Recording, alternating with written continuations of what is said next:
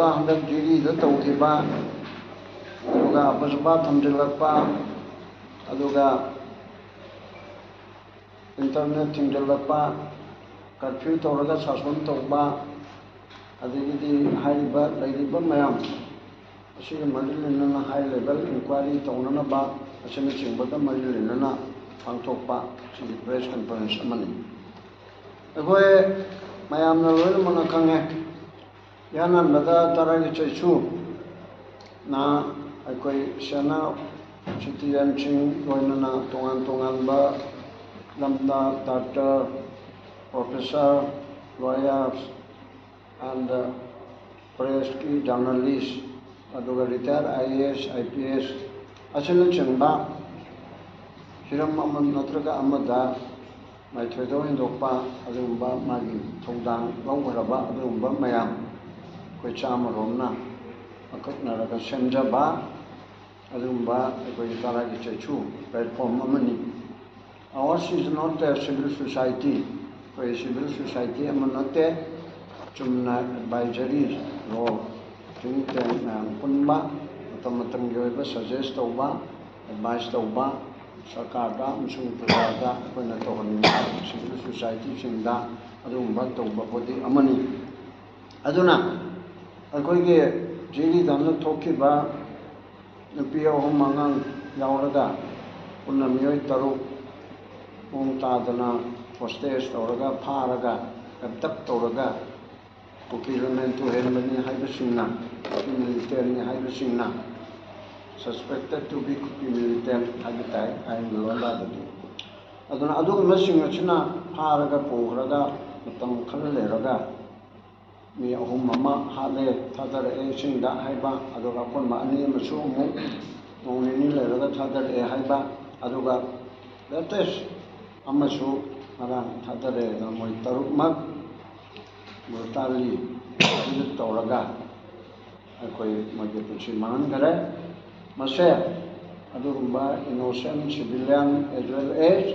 women and children अजिदा चथरिबा crime से मसे crime against humanity मसी अखोइना हाइबम खंदबा मोंगदा असुकी मतिक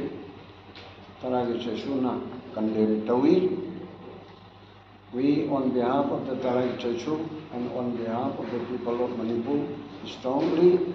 and vehemently condemn the act of cowardly. Yamna pangdaba maungda kukilamento helmasina tawasay kana condemn tawi. Aduga loinna mamangda sigiba saitonda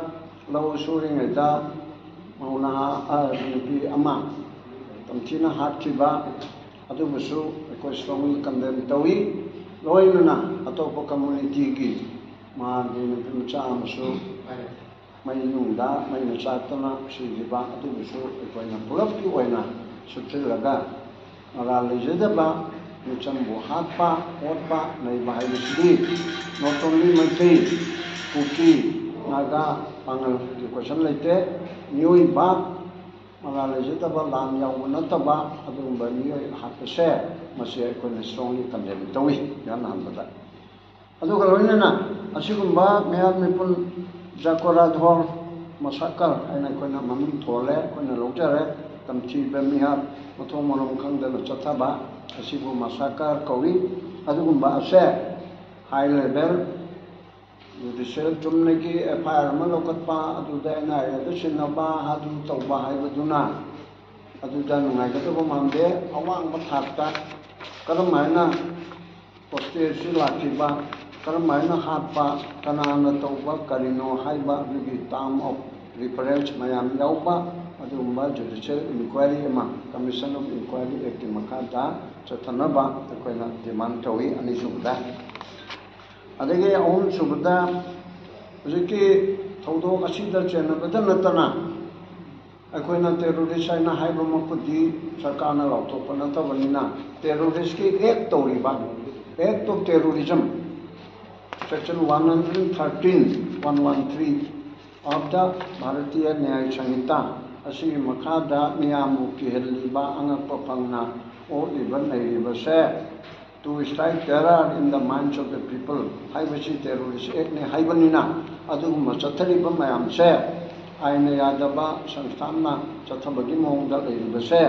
Masih खुदकता outlaw organisation नि हाइदना unlawful activities prevention act 1967 as amended from time to time असिगी section 3 की मखादा आइन यादबा संस्थान नि हाइदन लाउतु हाइबसिमा अखोना कन्ना demand Tawi अदुगा India की ओइबा women and child commission women commission लेदिबा चाइल्ड कमीशन लेदिबा नेशनल लेवल दा असिना हाइबा जाकोरा दहोर हाइबा मफम सिदा अखोगे विजिट तौरे अरगा व्हाइट पेपर अमा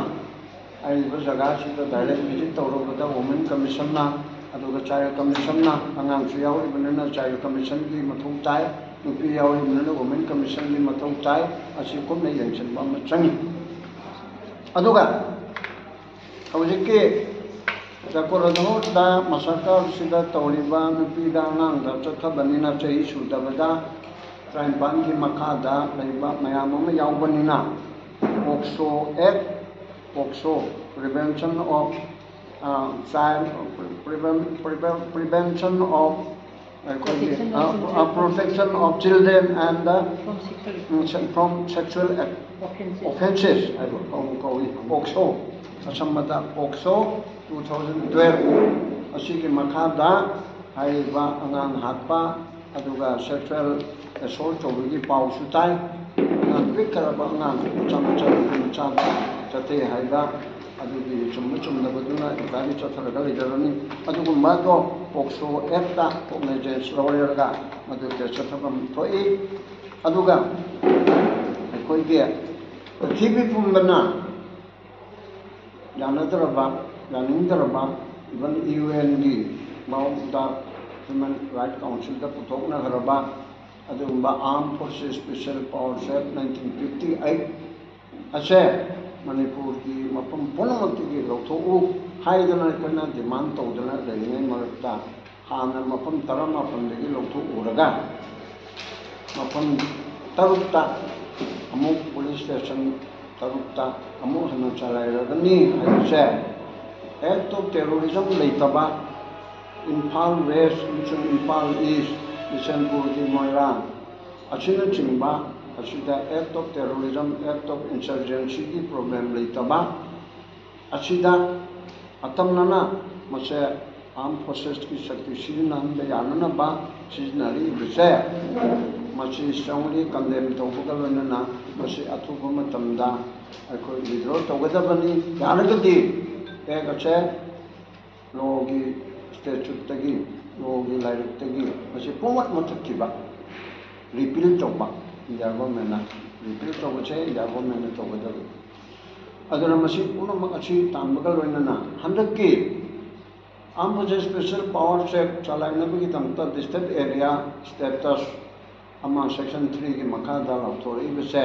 union government additional home secretary Piyush Goyal ना लौथोरपनी तौबुदी गवर्नमेंट इंडिया की डिसीजन अदो लौथोरपसिदा स्टेट गवर्नमेंट की अयाब लौद्रे स्टेट गवर्नमेंट नते अयाब नते रिकमेंडेशन तौरप नत्रे अदो स्टेट गवर्नमेंट की स्टेक होल्डर सिंगा तानरगा तौगे हाइबसिमसु हंदकी रिसेंटली कैबिनेट न फंगिबा अदुगा मोय रूलिंग पार्टी की लेजिस्लेशन मयाम की मिफमदा हाइलिबा से लौथुउ हाइबसिनदी गवर्नमेंट ऑफ मणिपुर तानरमद्रे हाइबी की पोर्ट से मसी एक अच्छी चलाइरपदा डिस्ट्रिक्ट एरिया से लौथोरपकांदा अखोय स्टेक होल्डर का खन्नै हाइबसिमा लेतरे हाइना खल्ली अदुगा लोइनना हाइरिबा पुलिस स्टेशन तरुक असिदा intermittent firing from the insurgent group tagi atab kamritana nomai kapchilai haiba police station taruk sida haibase machine machu mayam punamna khangnaraba potnina madusu leite aba adu leitaba sida asigumba amona thamjalakpase asigumba jungle gi law oiraba adumba draconian law oiraba asi democracy चप्पल पाक मद चप्पम थोक्तरबा even military शासन तौगदबा न चत्तेबा तोंगानबा special law अमा थमदेबको अदुना सिगुम पोटसे masi aikoina strongly condemn tawbaga loina masi thuna tokna honagadabni haibasima thamjabaga loina hojik lairiba situation sida aikoi machen punna thengnagadabni haraga karmaina pungadagi haibadi puthokta sarkar paidi bichana chu koi punna thengnagadabni mahaiba aduga civil society na chu punna chamminagadabni haiba adu kali da pungadabno haibadi amata haidaba segumba ekdam amlera sida punchi Delhi chasi masida koi punchi aduga adu matuda koi mi adu chasi aduda punchi haiba amata yaudaba punchi na hairaga punna nabudi pochamta yaudabase masi chumde aikoina amsung mayamna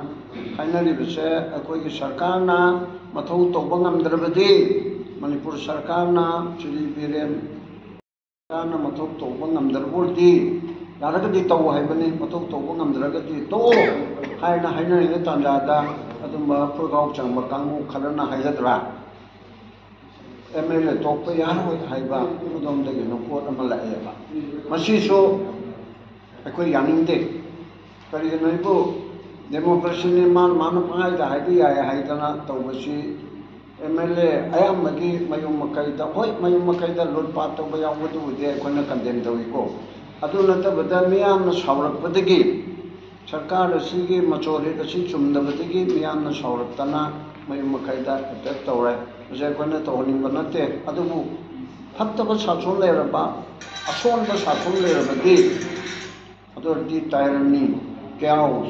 aduga akoigi anarchy asidi masana puntoya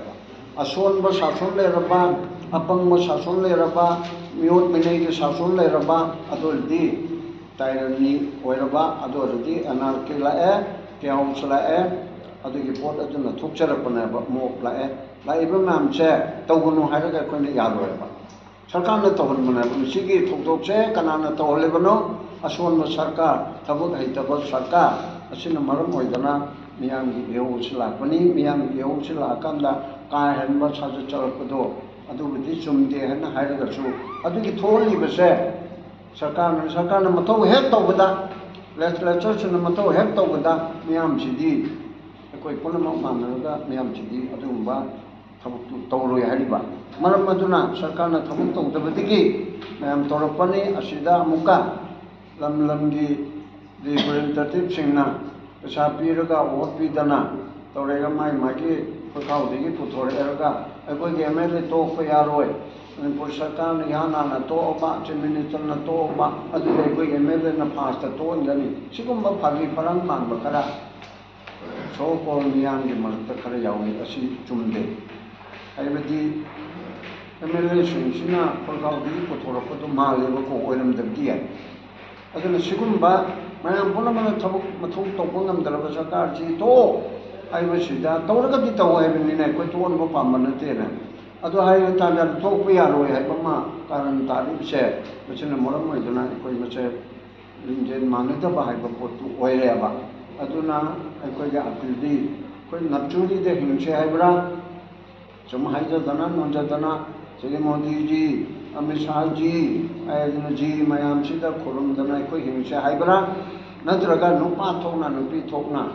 chap chamba rightful citizen of Constitution of India Constitution of India ki makada aina lingba sarkar amigi makada thongna phana lingba adum makhuna am oise haibra haibase koina kanabi mathok tare ba adu napchuli di hingse di ma thokpa leiriba mo sarkar sanasibi ki sarkar or chu ai koi dum chokal ka pangle lerga khara cha ko tawra pangle lerga di chumdi hai na khali